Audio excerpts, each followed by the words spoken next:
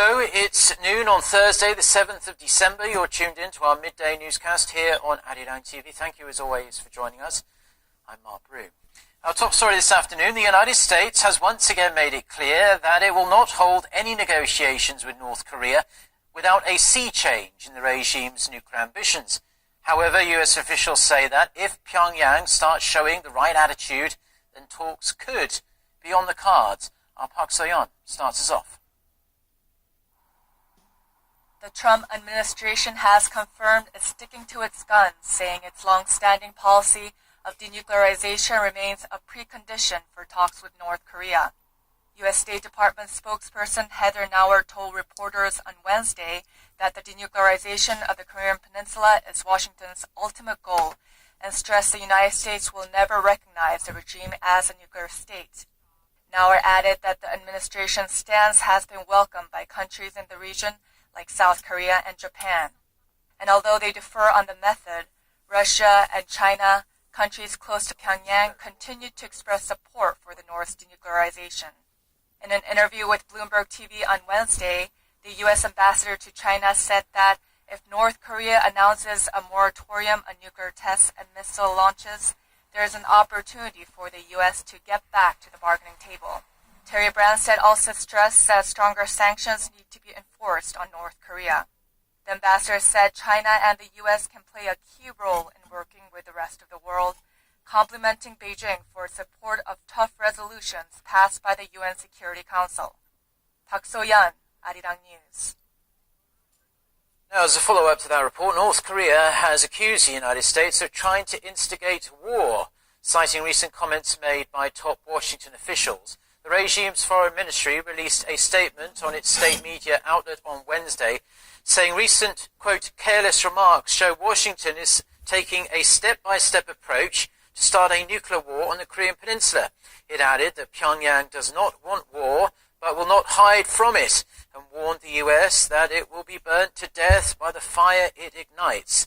After North Korea test-fired its latest ballistic missile last week, US National Security Advisor H.R. McMaster warned the chances of war with North Korea were increasing every day and described the regime as the greatest immediate threat to the United States.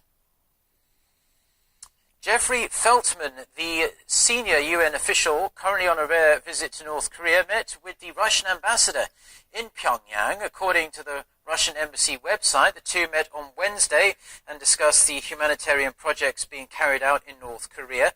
Feltman is said to have noted Russian involvement in supporting these programs, while the Russian ambassador, Alexander Matsegora, is said to have given Moscow's assessment of the current situation on the Korean Peninsula.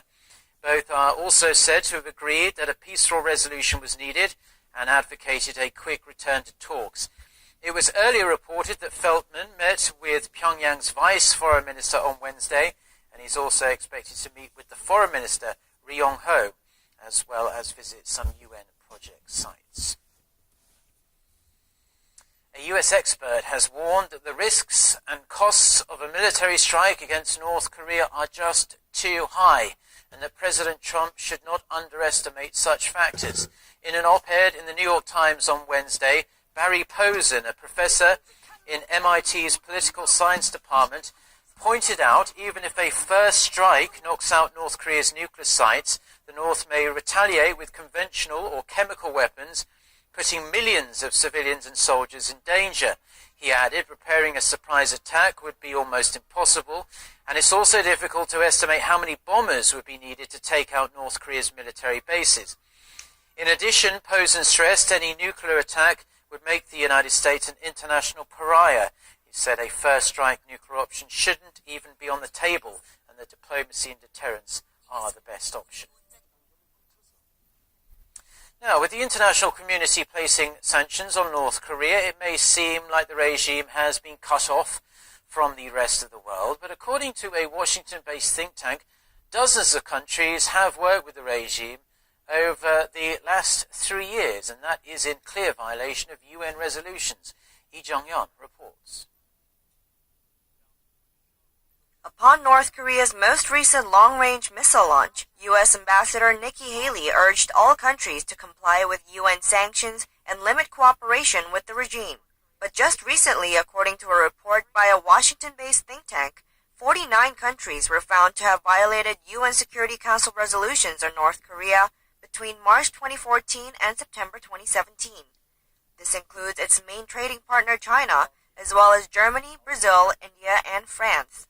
According to the report by the Institute for Science and International Security, 12 countries were found to have military links with the regime, including Angola, Cuba, and Syria.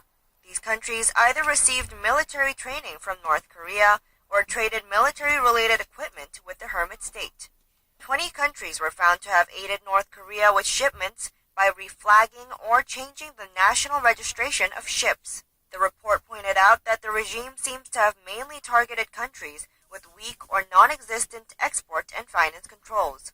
The report adds that in addition to cutting all non-humanitarian essential trade with North Korea, international pressure can be effective, at least in the short run, as seen with Uganda when they expelled all North Korean arms dealers back in October. 이정현, 아리랑 뉴스. President Moon Jae-in has proposed closer economic ties with Russia and Eurasia, dubbed the New Northern Policy, during his visit to Vladivostok last September. And just this morning, the first meeting to work out the details of that policy took place in Seoul. Kim Hae-sung reports. The first meeting on the Presidential Committee on Northern Economic Cooperation kicked off Thursday. It comes 3 months after the committee was established in August with the goal of boosting economic ties between South Korea and the Eurasia region. I'm more than delighted to launch the first meeting, the New Northern Policy, as announced by President Moon at the Eastern Economic Forum last September, is expected to help create a new growth engine in South Korea and is critical in lowering tensions and fostering co-prosperity in Northeast Asia. On top of ministers from the Finance, Foreign Affairs, Unification, and Trade Ministries, 24 experts from academia and research institutes will help outline mid to long-term goals and detailed plans of the New Northern Policy. The key for the first meeting was Russia. Experts discussed ways to boost exchanges between South Korea and Russia through 9 key areas, or the so-called 9 bridges, including power, natural gas, railroads, shipbuilding, agriculture, among other areas.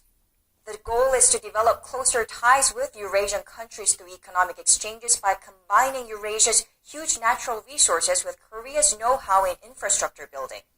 Mega projects like the Trans-Siberian Railway won't be easy given the tensions due to North Korea and sanctions on Russia, but the committee says step-by-step cooperation starting with agriculture and natural gas and easing customs regulations will help lay the basis for long-term projects. The committee is set to hold meetings every quarter.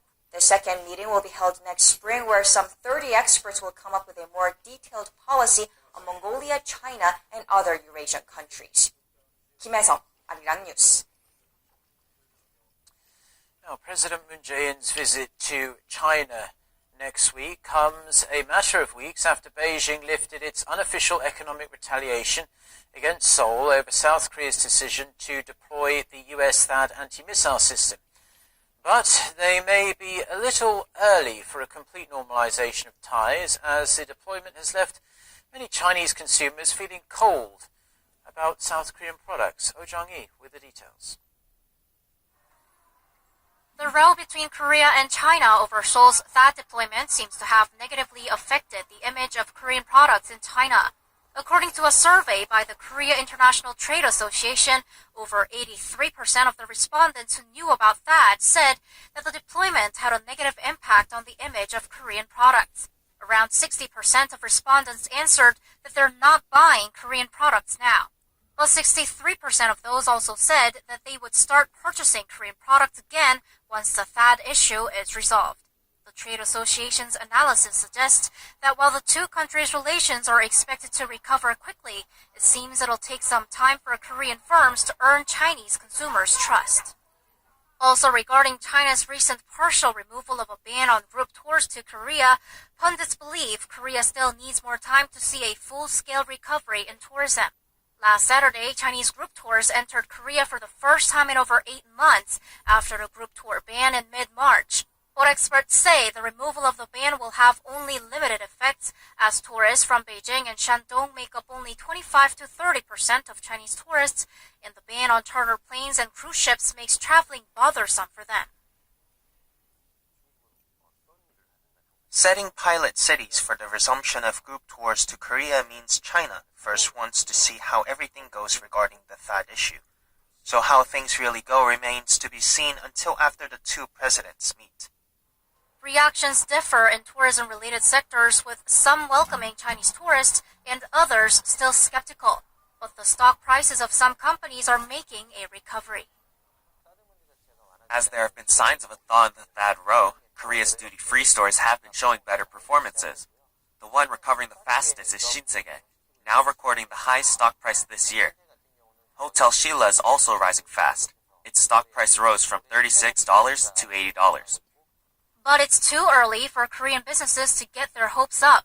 Experts say assembly and machinery-related industries like automobiles, electronics, iron, and steel will first need to regain competitiveness in price and quality to ensure stable exports to China. 우정희, 아리랑 뉴스. Now, South Korea's exports of agricultural and livestock products to China have rebounded since Seoul and Beijing agreed last month to repair relations damaged by the deployment of the THAAD anti-missile system. According to the Korea Agro Fisheries and Food Trade Corporation on Thursday, exports are up more than 4% on year in November at some $170 million. Exports of agricultural products to China from January to the end of October had been down nearly 10% compared to the same period last year. South Korea's total exports of agricultural products from January to November amounted to $6.2 billion, up more than 5% from a year earlier. President Moon Jae-in has tapped a former high judge as the new chairman of the Board of Audit and Inspection. Chair Jae-hyung is currently head of the Judicial Research and Training Institute. According to the Blue House, Chair was recognized for his 30 years of service as a judge who has tried to protect the basic rights of the people as well as minorities.